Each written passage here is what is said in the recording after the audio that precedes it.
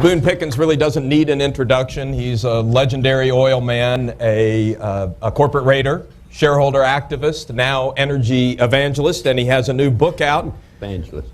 What did I say? Evangelist. You know when legendary came into it? When? When I was 75.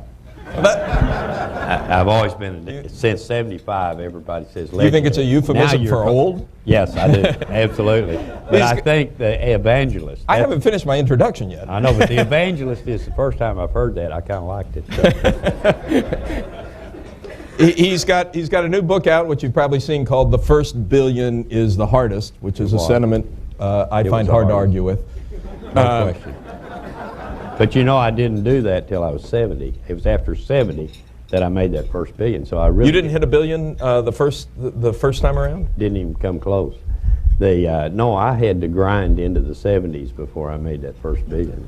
All right, we're going to talk about that, but let's start with your energy plan, because every time I look up, I see your face on the TV screen these days. You were spending a lot of time and a lot of money promoting this plan. Why are you doing it? It's for America. That's very simply, that's it. I had, I've been in the business forever, and I understand it, and I do believe I know more about it now. If somebody knows more than I do, they haven't shown up yet. And but what I saw and what the experiences I had, and I did stay current and very active in the business. So I didn't. It was not something I read about, thought about, and decided to say something about. I was actually in the game, and as it unfolded, I had a lot to say about it. In the early 90s, let's go back to 70s, we were importing 24% of our oil. In the early 70s, by the time we got up to the Gulf War, we were importing 42%. Now we're just under 70%, and if we continue like the next 10 years like we've gone the last 40 years, we'll be approaching 80%, and I promise you'll be paying $200 to $300 a barrel for the oil. So, can you give us an exact date on that 200 to 300 barrels? I think there are a lot of people. Yeah, I'll say December the 1st, 2018. Oh. Okay. That's a little hard to trade on, but I'll be 90 at that point.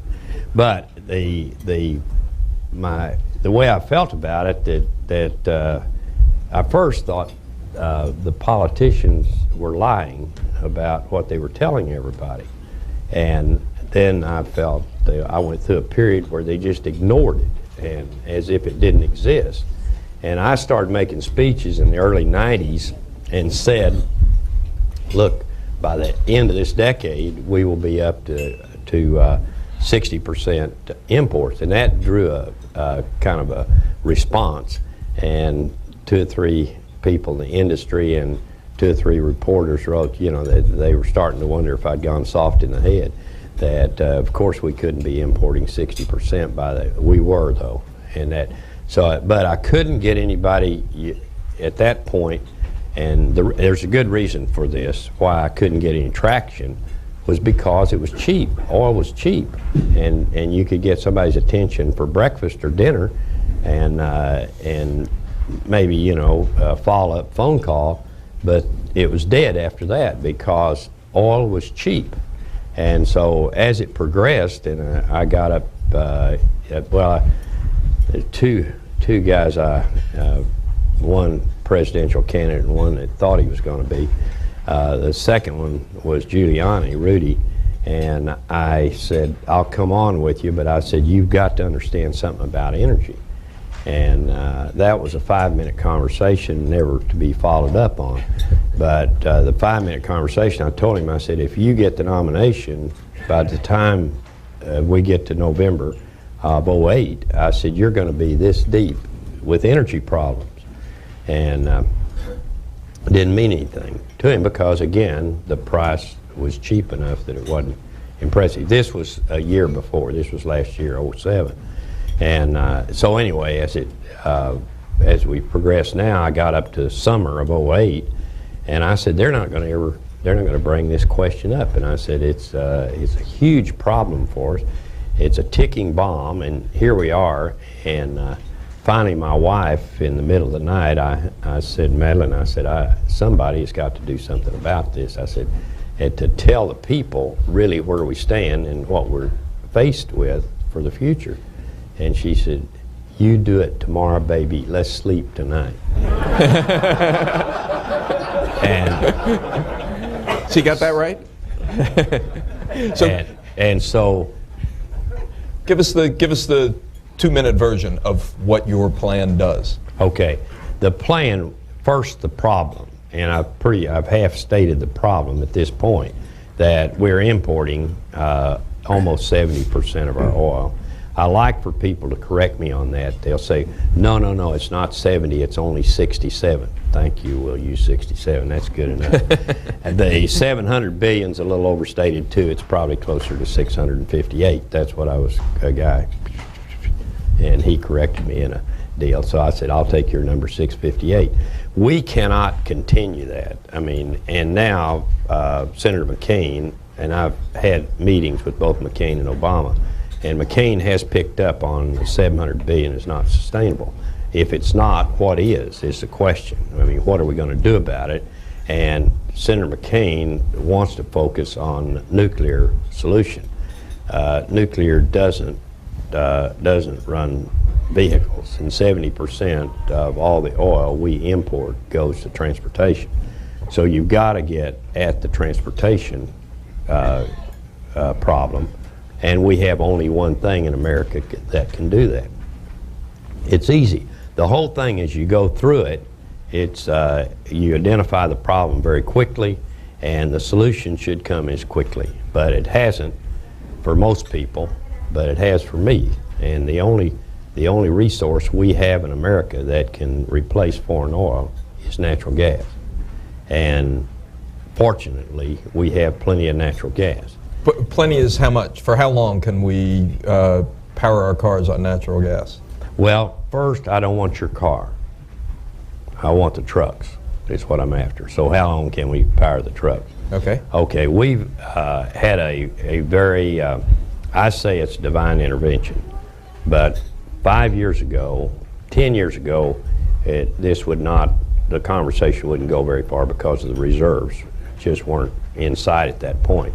By 5 years ago, we had doubled our reserves, and now we'll double them again in the next 5 to 10 years. And it all comes from a technology developed. It's they call it a slick water frac, and it's fracture shales. Now, I'm a geologist, you all know, not an economist. And you know what an economist is? Any economists in the room, raise your hands. An economist. Okay, you're safe. Economist is a guy that didn't have the personality to be a CPA. Back to geologists. There are a lot of jokes about geologists too. But You're not anyway, going to tell us those. I will, but we don't have time. But the Carboniferous shales, where that's the source for natural gas, and it was squeezed out into the sands is the best way to explain it.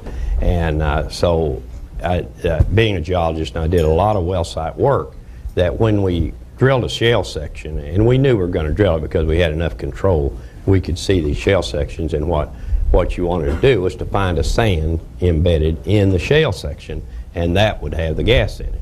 And so when you looked at what you expected, you were correlating to another well 2 miles away or something, and you saw the shale section coming up, well, you'd go to town. That's when you bathed, shaved, and got a steak. And you didn't, because you knew it was source rock, but you never envisioned, and you'd get gas shows all the way through it on your gas analyzer. And so but you knew that, I mean, you weren't going to produce it, so it was an opportunity to take a break. And now they fracture those, and you do get the gas from them. You can go back and refracture.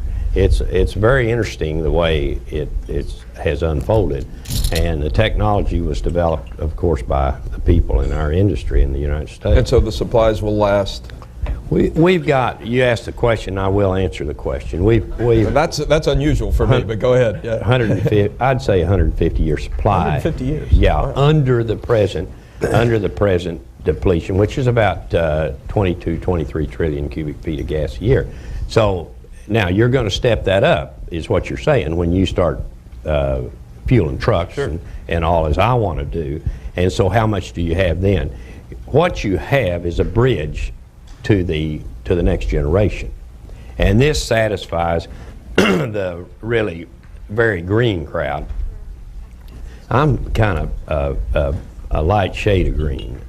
You don't, I mean, one thing I noticed in the book, you don't talk much about global warming, climate change. That is not a big topic for you. Al Gore calls me on this subject, and he said, can't we get together? I said, Al, you want to get rid of hydrocarbons Monday. And I said, you want to get on the battery Thursday. And I said, I don't see it unfolding this way at all. The lucky part for us is, one, the gas, but the gas is cleaner than, of course, oil, and it's cleaner than diesel by 90% and 80% cleaner than gasoline. So it's a bridge that is clean that takes you to the next generation. But if you focus on energy dependence, you end up with a very different answer to the question than if you're focused on climate change. I mean, do you think climate change is a problem, or do you think that that's overrated and energy dependence, dependent on imported oil, is the real problem? Well, I tell Al, page 1 for me is 700 billion. I've got to get that number down, and I've got to get the dependency of 70% down. And I said, you're on page 2, Al. And I said, if I have enough energy when I get page 1 fixed, then I'll go to work with you on page 2. So that's where I see global warming. And there's no question it's there for me. And not many geologists will say this. In fact, I have a geologist friend. I'm 80 and he's 81. And we've made a lot of money together. He's in Canada, still very active. And he's the kind of person that he isn't going to argue, but I knew that he didn't go for global warming several years ago when I said, listen, I'm buying the global warming deal. And he didn't have much to say. He told me last January this year, we were on a hunting trip together, and he said, I want to tell you, I'm signing up for global warming, which really made me feel much better because he's a better geologist than I am. So. Page 165 of your book, you say, first sentence of the chapter, I believe I was put on this earth to make money, not to save America from its energy dependence. That came later. Well, there's some people out there who think this is still about making money. You're in the natural gas business. If you can convince everybody to convert their trucks and their cars eventually to natural gas, Boone Pickens makes another $1 billion. Well, I've got enough money, Alan. This doesn't have anything to do with the fact that you're in the natural gas business? No, I've been trying to get natural gas as a transportation fuel since 1988. That's when I first went in the business. To date, I've never turned a profitable quarter. So you say, well, how in the hell do you keep staying in the business? I put more money in it, expanded the business. We now have 170 stations in clean energy fuels, and I own that company about 45%. But I do have enough money. It's honestly, the clean energy fuels is going to do good, whether I'm out talking about this or not talking about it. But go back to I said I was put on this earth to make money and be generous with it. I don't think you finished that last sentence. Oh, wait a minute. Did I miss something? Maybe that wasn't in my copy. Oh, you're right. And be generous with it. Okay. But I have in the last How'd I miss that? In the last 5 years, I've given over $700 million away, and I look forward to the day I can say I've given $1 billion away. So the money, honestly, is not that much, but my estate, 100% of my estate goes to charity, and I've taken care of my family and friends and everything in limited partnerships. But it's not about money. I'm 80 years old. My wife owns Del Mar Country Club in California. It's a beautiful place to play golf. I would honestly rather be there today playing golf than talking to you all. But this is about, we find that hard to believe. This is about America, I promise you. I know what I'm talking about, and I felt that I had to do this. I said somebody has got to get up and explain to the American people that we are drifting into very, very serious 70% going higher, and our security of the country is at risk here, and the economic future of our country, importing more and more oil and paying more and more, and the price is going to go up. I promise you, the price is going to go up. So what is this we're seeing right now? Oh, you see slowdown around the world. Demand will fall off in a slowdown, and it'll be right back. I mean, Alan, look at it. I mean, we sit down in our meetings, and I tell our guys, I said, okay, today let's talk about it as if we were them. Is it them or they? But you know who I mean. Yeah, I know who you mean. Okay. Yeah, those guys. Those guys. They,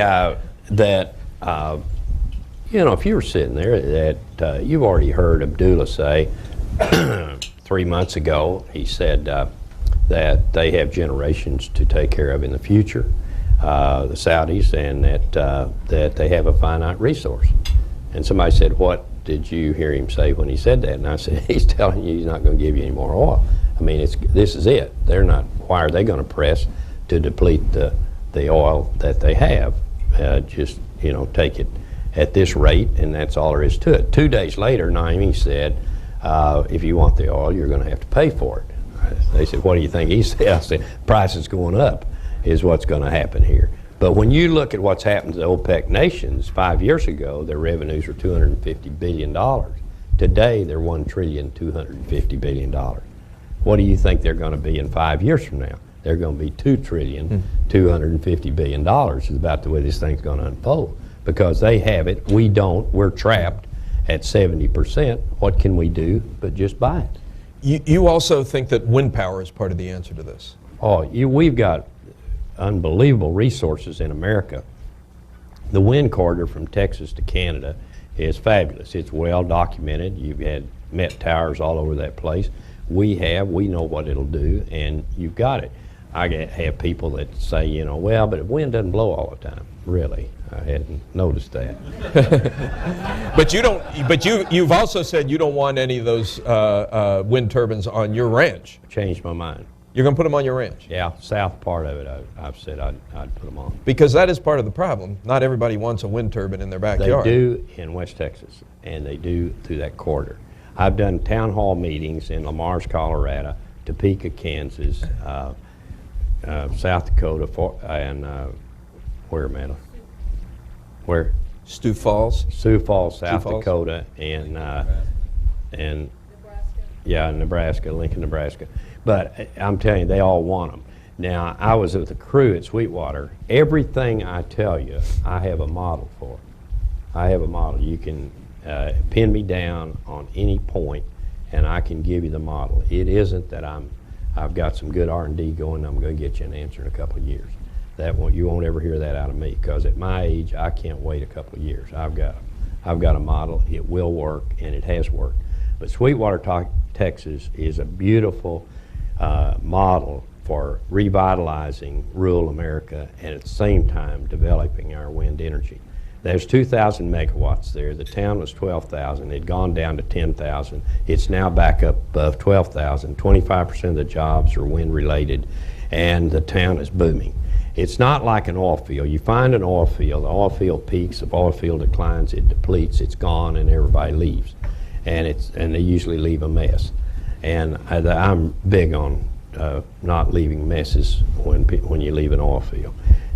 And this goes back 50 years. But anyway, what you have is you can take Sweetwater and you can take it right up through that corridor and duplicate. We're doing a 4,000 megawatt wind farm in Pampa, Texas, which will be the largest wind farm in the world.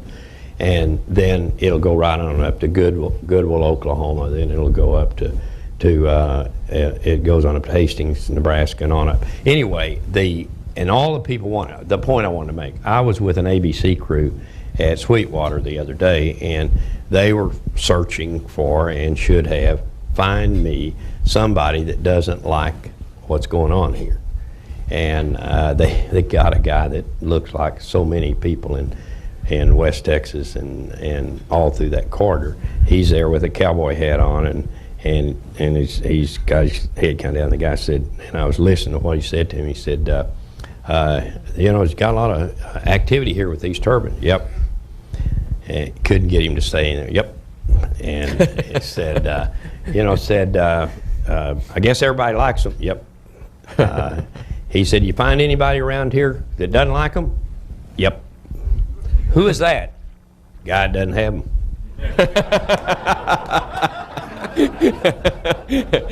That's the end of the interview. Let me take you back in time a little bit to Boone Pickens, corporate raider. Another quote from your book. You say, chief executives who themselves own a few shares of their companies have no more feeling for the stockholders than they do for baboons in Africa. Now let me tell you about that quote.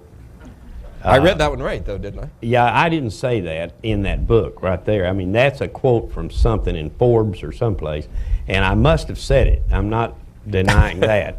But there was a $10 bet between John Harrington and Warren Mitchell on the deal that John Harrington told Warren Mitchell, I said that. He said, I remember seeing that one time. And Warren Mitchell said, I can't believe he was stupid enough to say something like that. And he said, well, it was a long way back in his career. And he said things then he might not say now and everything. I'll be damned if they didn't dig it up and find out I did say that. So, well, the question is, has it changed? Has it gotten better? I mean, a lot has happened since you were on the corporate raider circuit. Have companies become more responsive to shareholders? Or some have and some haven't. That Carl Icahn and I had this discussion a year ago, and Carl said, Boone, he said, we're good guys now. We're good guys now. Can you imagine? 20 years ago, we were terrible guys. But I'm not in that business anymore, so he got to be a good guy, and I never made it. Well, one of the reasons you weren't always considered good guys, there was an accusation, which you dispute in the book, that you would take green mail, that you would take... I never took it. You never took a payment that wasn't available to other shareholders? No, sir. Yeah. Okay, now go back. You want to go to the Phillips deal? That's where you usually take me. And go ahead. Phillips deal, I made a deal, and you're doing my work for me. But in the deal, Phillips offered us green mail 7 times. In the deal, they offered to trade me an oil field that was worth twice as much as they would sell it to me for if I'd get out of the deal and give them the stock and everything. I said, no, I'll stick with the shareholders. And what happened is we got down and we did settle with them in the deal. We made $91 million out of it. Their employee stock ownership plan, their ESOP plan, made $350 million. The Phillips plan did, because they had the company stock. So the point I'm making is, yes, we got paid, they got paid, everybody got paid, but they wouldn't let us take the same deal because they did not want us to own any of their debt. They wanted us out completely. And so they went ahead and took us out. So that was... So you were forced to take a better deal? No, it was the same deal. In fact, Morgan Stanley and First Boston said that's equivalent to the same deal. Okay. That career comes to an end in 1996. Mesa Petroleum is wrested away from you by Richard Rainwater. You get in the middle of a messy divorce. According to your book, you became very depressed. Tell us a little bit about what happened during that period. You said it. You had it. That's it? End of story? That's it. I can give you details if you want. But why wasn't that when you went to the golf club I mean, you were 68 years old. Retire, play golf, hunt doves? 68, and I think that it gives my net worth at that point that my ex-wife and I split was $78 million. And I wasn't through. I really felt like that I wanted to. But if you look at it, the Depression ratcheted down through the 90s. It kind of ratcheted down with the gas price. If you go back and look at it, it sort of tracked. This was later after I reconstructed everything. I said, gee, I could have looked at the gas price and know how I was going to feel. And so as it went in the tank and all, but in 97, 98, that ended and started back up. And actually, and I say that, and this is a kind of remarkable point in the book, that in 98, I had raised $34 million from friends, Fias Seraphim and Harold Simmons and Sherman Smith and John Cox and myself, and I had $34 million, and I had 1/4 of the deal.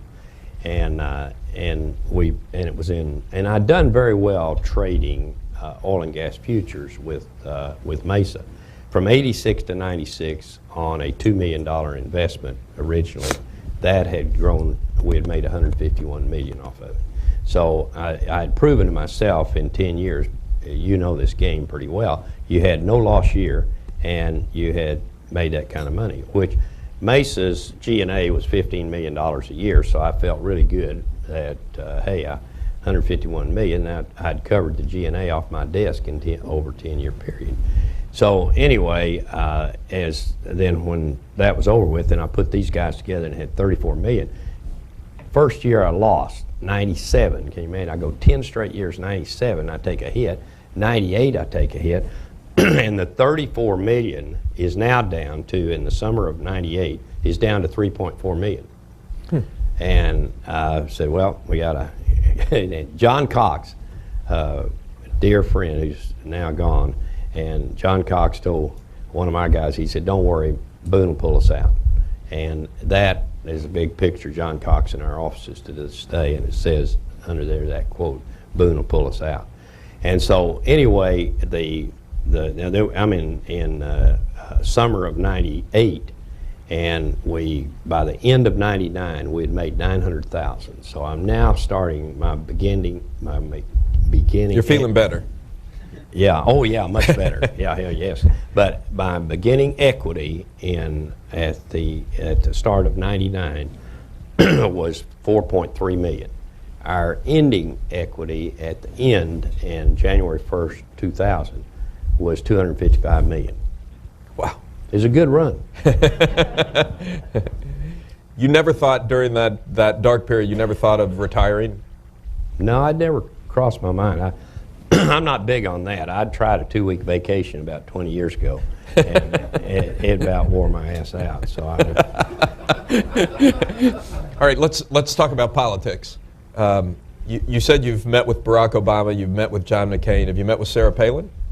No, I have not. What do you think of her? Looks good. I mean, different looking vice president I've ever seen before. How do you feel about her thoughts about energy? Well, I wish she had said in her remarks the other night that she got on the natural gas pipeline, which should be built. By the way, I think the reserves on the North Slope are 39 trillion, which you remember I said that the Barnett Shale in the Fort Worth Basin is 50 trillion. I would never believe that the Fort Worth Basin would have more reserves than now there are going to be more reserves found in Alaska, I'm sure, but as it now stands, larger than the Arctic coastal plain. But she wants that pipeline down here, and I do too. I think that's smart for us to get the pipeline in. Whatever it costs us, get it down here, because whatever anything costs us is better than foreign oil, and that would be great help to us. She never mentioned natural gas for transportation. I wish she had. You going to work on her? Well, if she wants me to. Yeah. The way I've left it with both groups is that I'm available to them, and so I would imagine that probably a meeting will be coming up with both vice president candidates. And who are you going to vote for at the end of the day? No, I'm not. Oh, come on. I said I'm out of this deal, but I'll vote. But I'm out of the deal as far as I'm not doing anything for, I'm a Republican, but yeah. I told him. But I met with Harry Reid, and Harry Reid, he said, you say you're out of the race. I said, I'm out of the race. He said, you're not involved in any 527s or anything. I said, I'm out of the race, Harry. That's it. He said, let me tell you that you're a tough opponent, but you're an honorable guy. If you say you're out, you're out. I said, that's right. And that's the way he introduced me to some of the Democrats. He said, if Boone tells you he's out, he's out. Tough opponent. That's a reference to 4 years ago when you were backing the guys who made the Swift Boat veterans ad, which a lot of people credit for being turning the tide against John Kerry. You have any regrets about that? Why would I? Well, partly because some people think that it was based on facts that were in contention about what actually happened in Vietnam? Well, In fact, you've said, if I understand it right, you've said you'd give $1 million to anybody who can show you that any of the facts in that in the ads. in the ads. Yeah, that's what I funded, were the 9 ads. And now, Alan, you know me well enough. I wouldn't go out and do something like that unless I was convinced that it was the truth. And so I went to they really came to me. John O'Neill did. And Did you know John O'Neill before that? you know, it's funny. He had done some work for Mesa, but I didn't know him. And he told me that he had done some. He's a lawyer in Houston. It was not a lawyer. He was working on a team of lawyers that was working on some litigation we had. But I'd never met John when he came to see me. And I think John O'Neill's an honorable guy. That Stacy Eastland with Goldman Sachs had come from Baker and Botts, and he had worked for us.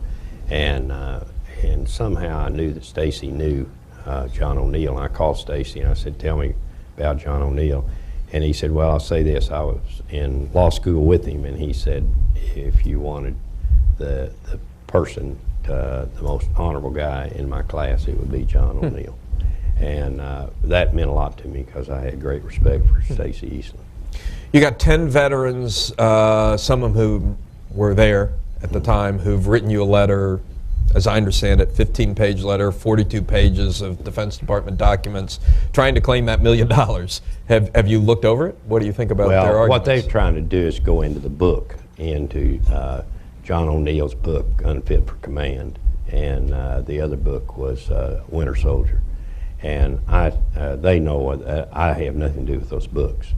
And so I'm not looking for mistakes in those books. I don't know that there were or there weren't, but that's what they base it on, not on the ads. Bottom line is you have no regrets about putting money behind those ads 4 years ago. Well, the unanswered question for me on John Kerry is that he got out of the service in '71, and he got an honorable discharge from President Carter in '78. And I don't know any other soldier that got out of the service and 7 years later got an honorable discharge. You either got it then or you had some other kind of discharge. And I've asked to see where you were from '71 to '78, and they don't provide that. All they say is all that's been released. And I said, well, release it one more time to me. And we can't find what the status of John Kerry was, which was from '71 to '78. Now, yesterday we were in Kansas City, and a Medal of Honor guy and a Vietnam veteran, they were about the same age guys, wanted to meet me and talk to me, and I was doing the book deal, and I said, sure, make time for them because we've been good donors to the Medal of Honor recipients, and I said, yeah, I want to meet with them privately. And when we got through, one of them said, something I want to tell you. He said, I'm from Massachusetts, and said, on John Kerry, you had it exactly right. So, and right. You heard that statement when he said that. Let's open it up. Who has questions for Boone Pickens? Wait for the mic. Wait for the mic. Is there a mic? Hold on 1 second. Guys, I need you for the mic. Kathy, right here. I was so entranced with everything that was saying, I forgot to get the mic. Thank you. Sorry.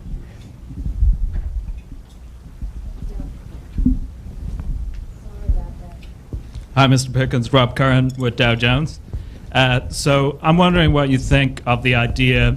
Some people say that the commodities in the first half of the year formed a speculative bubble, and that we're now in the process of that bubble bursting. And then secondly, how has this correction in the commodities affected your hedge fund? I think there were rumors on the internet that maybe your fund had some losses recently. So. Answer backwards. yes, we've had losses. Not a good year for us. You won't see me probably giving a lot of money away this year. The second, that what you're seeing is, I think, a slowdown in global economy. And here, no question that we killed a man. When we got up to $4 gasoline, we killed a man. We killed 1.5 million barrels a day year over year in the United States. So it's brought us down. We're using 21 million barrels a day. We got up to 22. And then what was the rest of the question? The idea of the bubble. You're saying that it's not a speculative bubble, that oil. No, I don't see it as a speculative bubble. That if I had a whiteboard, I love to mark on the. You know, it was in a West Texas town. I marked on the wall, and I told them just send me the bill for having it repainted.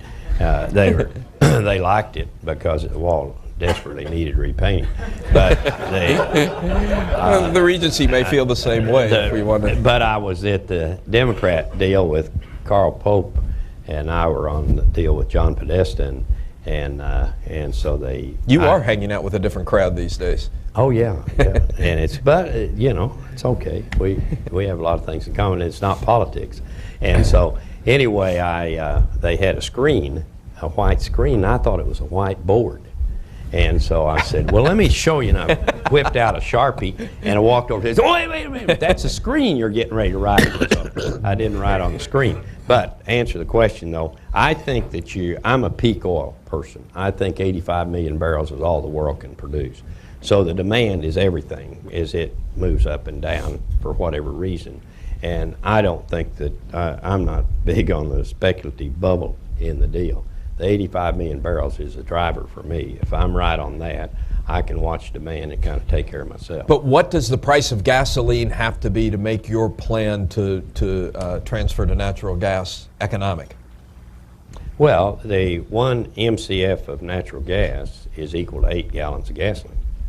So if you said 8 gallons of gasoline is worth $30, 1 MCF of natural gas is worth $7. I've got everything working for me. I've got cheap, I've got clean, I've got domestic, and I've got abundant. But you got some big infrastructure costs to get there. That's peanuts.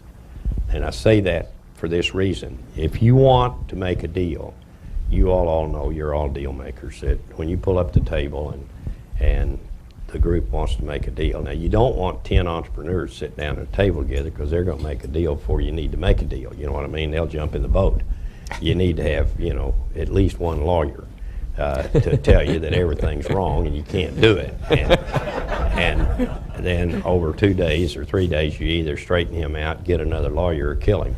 But you're going to make a deal. If you want to make a deal and you sit down, like the Swift trucking people, John Moyes, that he wanted me to come out on a Sunday, it was the only day we could fit together, to Phoenix and talk to his guys. This is 5 months ago, and about energy. And they're big truckers, 20,000 18-wheelers. I think they buy 23. What is it? Kenmore's washing machine. Kenworth a day. I mean, they roll their fleet every 2.5 years. And he said, none of us can stand $5 diesel, and that's what you're paying. And by the way, it takes 4 barrels of oil to make 1 barrel of diesel, and 4 barrels of oil to make 2.5 barrels of gasoline. So, you think, if this market's got plenty of vehicles in it, there's no question that diesel will sell above gasoline, which is right. And I said that 10 years ago. I said, you'll find a time where diesel is going to be more expensive than gasoline. It is now. But $5, they said, was just, they couldn't make it on $5 diesel. And so we were talking to them about natural gas at the time. And very quickly, they said, if you did the interstate from west to east, that it'd be 3,000 miles. We could do that on LNG with 10 or 15 stations. That's all it'd take. And, you think about it. You look at what Aubrey McClendon said, don't do windfall profits, just force the oil companies to put an island in their service stations, and that'd be natural gas. what would that cost? $400,000 an island to do that, 25,000 stations, $10 billion. You look over to $700 billion, it's nothing. You look at the production tax credit for the turbines on the wind, and there, that's for 200,000 megawatts of power, which is the projected power requirements for the next 10 years. With wind, that production tax credit would be $15 billion a year. Nothing compared to the $700 billion. So everything you look at, if you look at the DOE April '07 study, and they put in the grid to the west and the northeast out of the wind corridor, that it would cost $70 billion. I don't think for a minute that's correct. I think it's probably closer to $200 billion. Still, that's nothing compared to the $700 billion. So I think the infrastructure, as it would unfold, see, this is what I'd want the incoming president to say. One, that we're going to have a fast track system to get corridors from the wind and solar being from Texas to California, that to take that power out and into the grid. And then you think, grid. Yeah, it'd be nice to have a real grid in this country. I mean, we don't have one. What we have, the power guys, I was with the Shaw people the other night, and we were talking about what we wanted to do on some things, and they call it the accidental grid is what we have in America. They said it's an accidental grid. Said this thing's been pieced together for 100 years, and it's not workable, but it works, sorta, you know. And one second. And so and you need the grid. This is the opportunity to do everything from an energy standpoint in America and build yourself into the next generation of transportation fuel. But you do it with a national grid, and probably that grid is going to service your cars. And 20 years from now, they'll be on power. And watch that guy Agassi over in Israel. That guy's he's gonna run you a model. He's gonna, for all the right reasons, Israel's got to get off of oil. I mean, from where they get the oil from, it's got to be worse than who we get the oil from. Maybe not, but maybe. But anyway, that you're going to get the blueprint to do all of this. But the way you sell the deal is the $700 billion is the number that we have to reduce that number, and we can do it by working on our own grid and our own transportation system. Question right here, Kay. Yeah, I was just wondering how storage comes into the play in terms of the national grid concept. Of course, storage is more important than electricity. That's another 30% or something. It's the other side of the equation, not transportation per se. You're talking about storing. Storage, yes. How does storage for come into play? electricity? Yeah. Okay, you don't have it yet. Right. Yeah, but you will have it. You see, what's happened to us here is we have not been tasked to do anything. Why? One, we lack leadership that would stand up for 40 years and say, we can't go down this path. It's absolutely insane for us to do it. Instead, the oil was cheap. And it was, and we love the cheap oil, of course. And so we took the cheap oil. We said, send us the oil, never mind the price, is kind of way the thing unfolded for 40 years. So here you are. You now are going to be tasked to fix everything. The ironic part of it to me is that that you've gone so far in the wrong direction, and all at once you have a solution. You do have a solution. 10 years ago, this solution was not available to us. We did not have the natural gas. We do now, but it's not forever. So here you're going to get a chance to do your whole power system, and to do a grid. You're going to end up with that power fueling your cars. But all this is going to take you 20 years to get to where you want to be. So who is going to make sure that the deregulated power industry participates in this global fix, if you will? I mean, because it's a very independent energy source that we're working with now.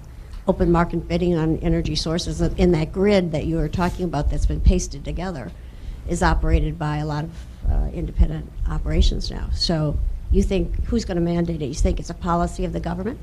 Is it what? Policy of the government.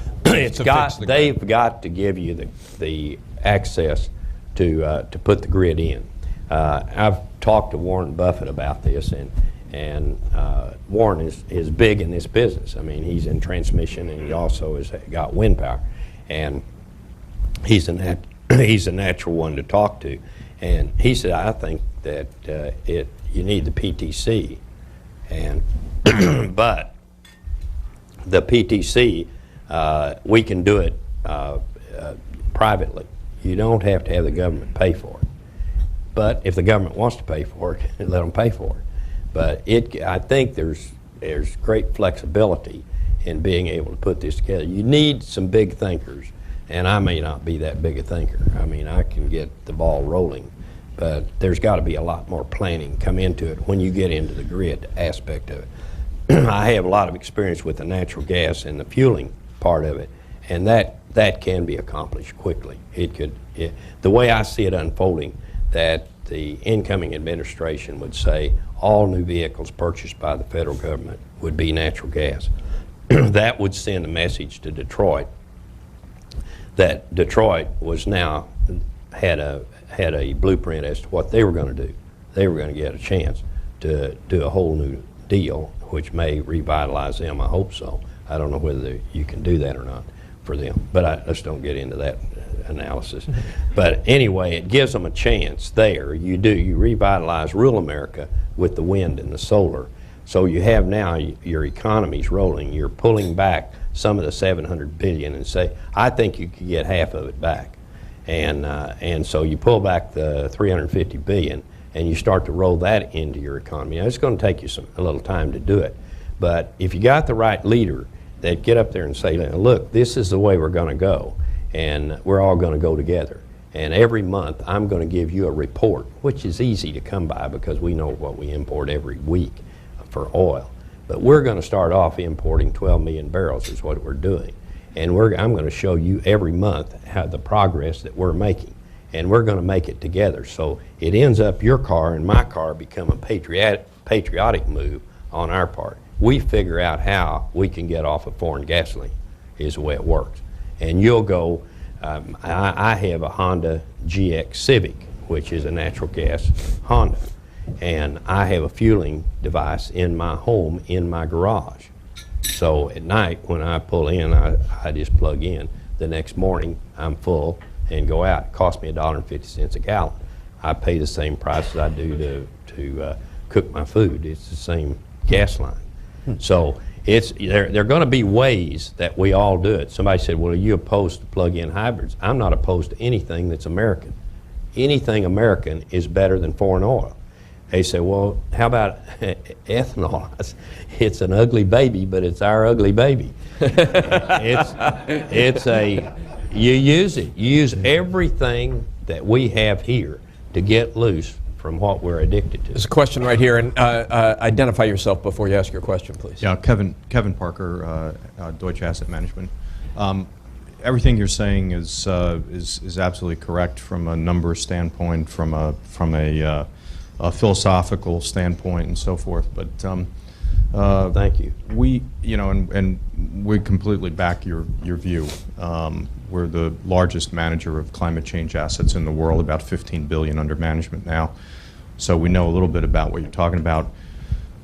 But I was down in Brazil last year, $600 to retrofit your car to run on natural gas. The Brazilians are doing it right now. The technology's there, so on and so forth. But, we're so far behind. America's so far behind places like Brazil, Germany. It's embarrassing as an American businessman to travel in the green space around the rest of the world because we really can't get our act together. So who, in your opinion, what needs to happen? Who needs to be at the table? What are the steps that need to be taken? If you could be on national TV and say, look, this is what we've got to do, what would you say to the American people and to American business to get their head out of where and get on this issue? Because the $700 billion is being spent and the wealth transference is happening, and national securities issues do loom large with all this. And but what's the solution? Because we've got massive gridlock. on the issue at all levels in You're talking about society. the political solution. I don't know whether it's political, it's economic, is it private, is it federal legislation? I mean, who needs to be at the table to get this thing moving, because there's very little movement on this issue. Well, I had the question asked me in in Fargo, North Dakota the other day, and I've had these town hall meetings, so I know what the people are thinking. I think they're thinking like everybody in this room is, that just like you said, how in the hell do you fix it? And they don't think they've been told the truth. From our focus group work and our polling, the people out in the country, they don't think they're getting the straight dope. The first thing is, I thought that politicians were lying to them. I witnessed a C-SPAN deal, one of those deals where they have 3 congressmen up there that are on C-SPAN. You know what I mean? And nobody's in the building. You know what I'm talking about? Yeah. And you think, God, how crazy is this? They ought to put some dummies up or something in the room. And I think they got plenty of dummies. But this was so pathetic. It was so pathetic. They're explaining about energy, and they had gone to Anwar and flown over it in a helicopter, and now they were experts on it. So I decided that people in Washington were not lying; they were just stupid. I mean, what they got up and said, and it was frightening to hear these people the other night. I got Madeline there. I said, "Listen to this, what they're talking about now." And this guy had no idea what he was saying, but I guess it's for the home audience, isn't it, what they do that for? Oh, yeah. Something. And so I thought anybody listening to him that knew what was going on would think he was a complete fool. And so here you don't have, and I came to the conclusion up there at where? Fargo. Yeah, at Fargo, and the guy said, look, you're rich, you go to Washington, you get things done, you can do this and this. I said, wait a minute, let me explain to you about Boone Pickens in Washington. 30 years ago, I had a little money. I went, sat for an hour and a half to see a congressman, went in, talked to them, they were respectful, and nothing happened. I said, now as I got richer, I got in quicker. Now I don't have to wait. I go, they wait on me. I go in, I go through, I talk to them, we go out, nothing happens. I said, it's no different when I waited an hour when I got in immediately. Nothing happens, nothing. So I said, I've got to go. I'm answering your question now, that I've got to go someplace to get me a big bat. And money is not the bat. I can tell you, Rich won't get it for me. It never has. So what is it? People. That's why I've got that PickensPlan.com. I've now had almost 6 million people come into that website. And I've got a whole team of people working for me. One of them came off Obama's team at some point. And he said, you've got more people came in on this website in the first 24 hours than Obama did on his website in 2 months. Now, this is early in his deal, I'm sure. It wasn't after he got the nomination. But we moved up into the top 1,000 websites in the world in a matter of 30 days, which that was shocking to me, surprise. Shock, I guess, I don't know what it was, but I was surprised. But anyway, out of that, we have signed up over 350,000 people, which we call the Army. And those are the people, I think, I'll get that number to 1 million. And I think at that point, we can cause a lot of this to happen. But to go to Washington and talk to both sides of this deal is kind of, it really is sad. Because both of them will tell you, we're for this, but what happens, they both can't vote on it because somebody puts something on the bill that somebody else can't accept. And so here we are locked up and we have nothing in the deal. Couple more questions. But we're gonna get there, to answer the question. I'm going to get this in the first 100 days of this next administration. Joe? I'm Joe Kerwin from USA Business School. Mr. Pickens, I was glad to hear that there's essentially no opposition to the wind farms in the center of the country, but I'm from Massachusetts originally, and which is different. They don't like them off Martha's Vineyard, do No, they? they don't. They don't like them up And there. essentially all the opposition. They're I've in the heard- right place. They are, yeah, that I've heard has been basically due to aesthetics, and I mean, I'm from, as I mentioned, in Massachusetts. I kept expecting to hear from people for the ethical treatment of wind, or I don't know what it was, but do you foresee any significant opposition in other parts of the country, or is there just enough wind in the middle of the country that's not going to make a difference? Is there enough wind? Yeah, no, I'm saying, do you expect to see significant opposition to these wind farms in other parts of the country, or if there is, does it just not make a difference? You're asking me about opposition? Yes. Yeah. Yeah, but see, yesterday in Kansas City, I had the people come around to me and they said, "You got to come up to Maine. We want the wind in Maine." And Matt Simmons, a good friend of mine, has a place in Maine. He's from Texas, and Matt is Simmons and Company, and he knows more about the reserves of oil and gas around the world than I do. So I go to him for a lot of information. He said the people up in Maine want it, but let's don't get strung out on that. The wind has been measured to the point where the government's satisfied with those measurements, and I am too. But North Dakota could do half of all the power necessary that we need in America, and we have 987,000 megawatts of power. That is what we have today to look to in our system to supply us with electricity, and we need another 200,000 megawatts by in 10 years. But a point I'd like to make: if you did, you can do whatever you want in that corridor, and this came up, and it shows how things get misunderstood or something, or me not explaining them very well. But 200,000 megawatts will cost about $500 billion. And the question was asked me by a reporter, how much could you put in that corridor? I said, well, you could do twice that much if you wanted to. And they said, well, that'd be $1 trillion. And I said, yeah, if you did 400,000 megawatts, it'd be $1 trillion. And the article said Boone Pickens wants $1 trillion from the government to build this wind farm. And so, you know, that was just, I was lucky that was just one article, and it was repeated a number of times, but it was just one article.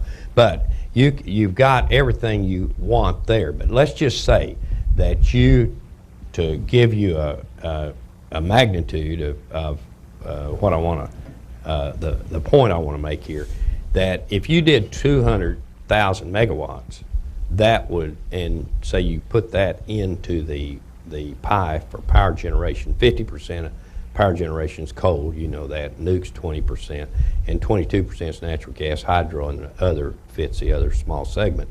That, let's say that you did go in with wind, and you did replace the natural gas that's in the, you don't need to do this, but I want to give you how big the number is. But if you did, you took out the natural gas for the 22% of power generation and took it to transportation fuel, that would reduce your 700 billion figure by 38%.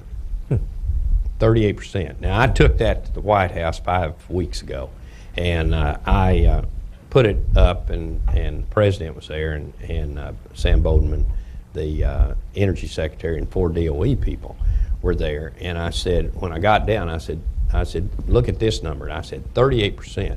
I said, has anybody ever showed you a number like that? 38%? That is a number. That is a big number. And they said no. And they actually did not take it apart. They did not say, well, that won't work because, I mean, it will work because it'll work if you want it to work. And so you can, when you look at the 30% of all transportation fuel used every day in America, it comes from movement of goods, trucks.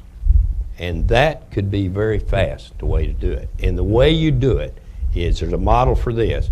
Take the Southern California model for trash trucks. When they decided to do trash trucks, it was, when you replace, it will be natural gas. You don't have to junk out, you don't have to retrofit. But I like the $600 number that you said in Brazil to retrofit. But the trash trucks is a different thing. And so when you change them out, and now over 50% of the trash trucks in Southern California are on natural gas. It does have a horrible weakness to it. One guy called in and complained they were so quiet, and he took his trash out when he heard the trash truck. He no longer could hear it. That's a big problem. And he wants a bell on the truck. Last question right here. Myron Candell, formerly of CNN. Boone, you describe yourself as light green. You also mentioned Carl Pope, who's the head of the Sierra Club. They have more members than you have. What are you going to do with them together? Together? Well, Carl came to Dallas for the first time I met Carl, and this was 2 months ago. He came for a meeting at 10 o'clock in the morning, and we were going to go to Sweetwater in the afternoon. At halfway through lunch, he said, "How can I help you?" He thought the plan would work, and I had been up at the whiteboard for an hour, and I showed him how you could move it here, there, and these are the resources you had to work with and all. And Carl said, "How can I help you?" in 2.5 hours. He went to Sweetwater with me and looked at all of that out there. And on the way back on the plane, he did an op-ed piece, which Jay Rosser's sitting right there, and he'll hand you a copy of that, Myron. So it'll show you how we're going to work together. And Carl is not big on OCS drilling. And we've decided that he's OCS, Outer Continental Shelf drill. Yeah. He's not big on drilling anywhere. No. But I told him, I said, "Carl, it is not that big a deal." This is a point I'd like to make, that the OCS drilling, if you don't like it, don't worry about it. He said, "Why is that?" I said, "We've got this sale coming up." Have I already said this? Okay. We've got this offshore sale coming up in a week, the Western Gulf of Mexico sale. And I said, "Watch what happens at that sale." There's 18 million acres coming up for sale, and I said, "I can tell you the prospects on it are not very attractive." And what's happened is everything has been picked over to the point, I said, there won't be 50% of that will receive a bid. He called me when that sale came. He said, "Did you see what happened?" I said, "Yeah, I was wrong." He said, "No, you weren't wrong. You were right on it. You said that there wouldn't be 50%. He said there was only 10% that received bids. 90% wasn't bid on. I said, "Well, I missed it from 50 to 90. He said, "No, you had it right." He said they don't have any prospects left to spend any money on.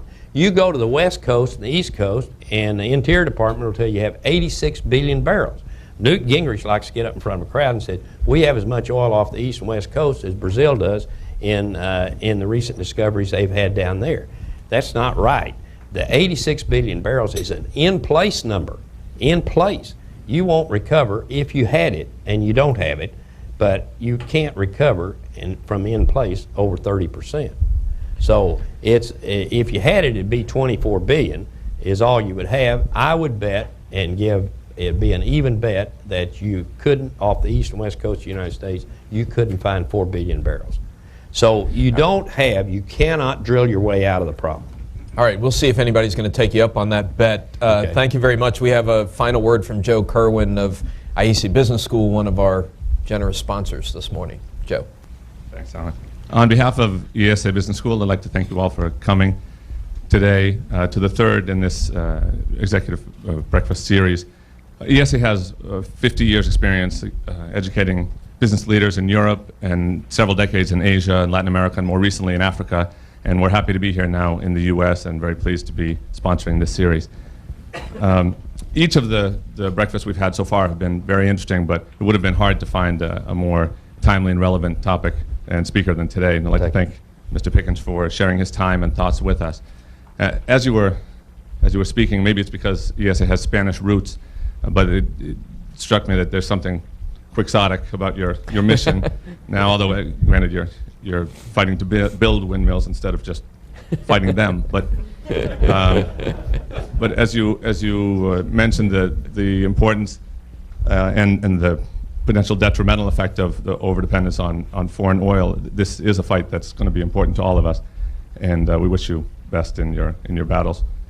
As Les mentioned earlier, don't forget to check the Wall Street Journal website. I believe by the end of today, they're hoping to have a recap of today's session on there. And as Rich mentioned, also there'll be a future breakfast sometime this fall. We're not sure when, but we certainly hope you'll be able to join us then. And we look forward to seeing you then. Thanks again for coming, and have a great day. Joe, Mr. Pickens would like the last word. Okay. No, I don't need that. Let me tell you the way this is going to unfold. That I have a plan, and I think it's the only plan, but I've felt that way before. But second, There's been no other plan show up. And if you don't like my plan and no other plan shows up, then you're for foreign oil, the way this is going to go. And that's the pressure we're going to put on them. If you don't have a plan, then you don't like my plan, then you're for foreign oil. And that is a tough position to put them in. But that's exactly where we're headed. Okay, thanks. Thank you. And for breakfast or dinner, and maybe a follow-up phone call, but it was dead after that because oil was cheap. And so as it progressed, and I got up, two guys, one presidential candidate and one that thought he was going to be. The second one was Rudy, and I said, I'll come on with you, but I said, you've got to understand something about energy. And that was a 5-minute conversation, never to be followed up on. But the 5-minute conversation, I told him, I said, if you get the nomination, by the time we get to November of '08, I said, you're going to be this deep with energy problems. And didn't mean anything to him because, again, the price was cheap enough that it wasn't impressive. This was a year before. This was last year, '07. And so anyway, as we progress now, I got up to summer of '08, and I said, they're not going to bring this question up. And I said, it's a huge problem for us. It's a ticking bomb, and here we are. And finally, my wife, in the middle of the night, I said, Madeline, I said, somebody has got to do something about this. I said, and to tell the people really where we stand and what we're faced with for the future. And she said, you do it tomorrow, baby. Let's sleep tonight. And she got that right? So give us the 2-minute version of what your plan does. Okay. Right. Okay, we've had a very, I say it's divine intervention, but 5 years ago, 10 years ago, the conversation wouldn't go very far because of the reserves just weren't in sight at that point. By 5 years ago, we had doubled our reserves, and now we'll double them again in the next 5 to 10 years. And it all comes from a technology developed. It's they call it a slick water frac, and it's fracture shales.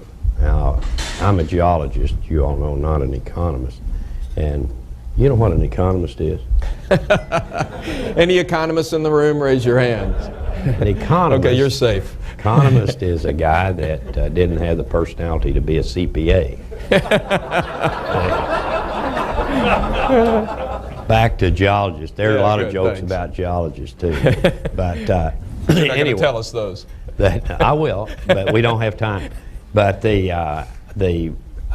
Carboniferous shales, where that's the source for natural gas, and it was squeezed out into the sands is the best way to explain it.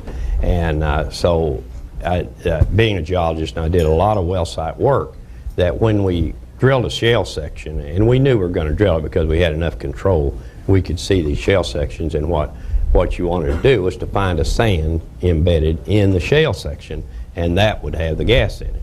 And so when you looked at what you expected, you were correlating to another well 2 miles away or something, and you saw the shale section coming up, well, you'd go to town. That's when you bathed, shaved, and got a steak. I had a lot to say about it.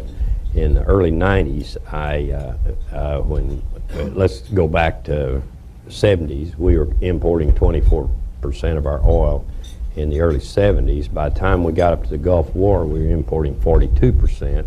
Now we're just under 70%, and if we continue like the next 10 years like we've gone the last 40 years, we'll be approaching 80%, and I promise you'll be paying $200 to $300 a barrel for the oil. Can you give us an exact date on that 200 to 300 barrels? I think there are a lot of people. Yeah, I'll say December the 1st, 2018. Oh. Okay. That's a little hard to trade on, but I'll be 90 at that point. But the way I felt about it, that I first thought the politicians were lying about what they were telling everybody.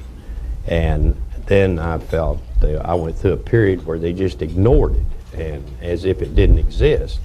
And I started making speeches in the early 90s and said, look, by the end of this decade, we will be up to 60% imports. And that drew a kind of a response.